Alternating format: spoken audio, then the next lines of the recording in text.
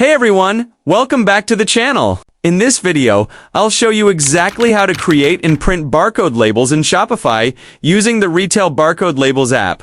This is a great way to keep your inventory organized, make checkout faster, and simplify your entire fulfillment process.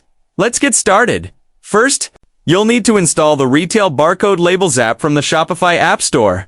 Just head over to the store, search for Retail Barcode Labels, and click Install.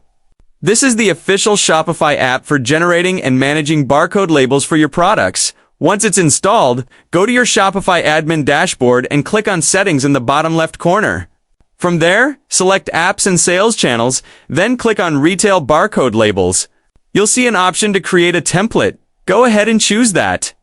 This is where you can design how your label looks, including what information appears on it, like product name, SKU, and price. Next, it's time to create barcode labels for your products. Inside the app, you can choose whether you want to create labels for individual products or for your entire inventory. This helps keep everything consistent and makes stock management much easier.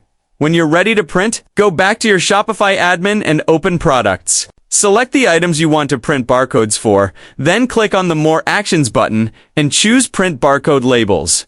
Select the label template you created earlier and check your printer settings to make sure everything lines up perfectly. Once you hit print, your barcode labels will be generated and ready to use. You can stick them on your product's packaging or shelves, anywhere you need for fast scanning and organization, and that's it. You've just created and printed barcode labels and this small setup can make a big difference in how smoothly your store runs, especially if you handle a lot of products or operate a physical retail space.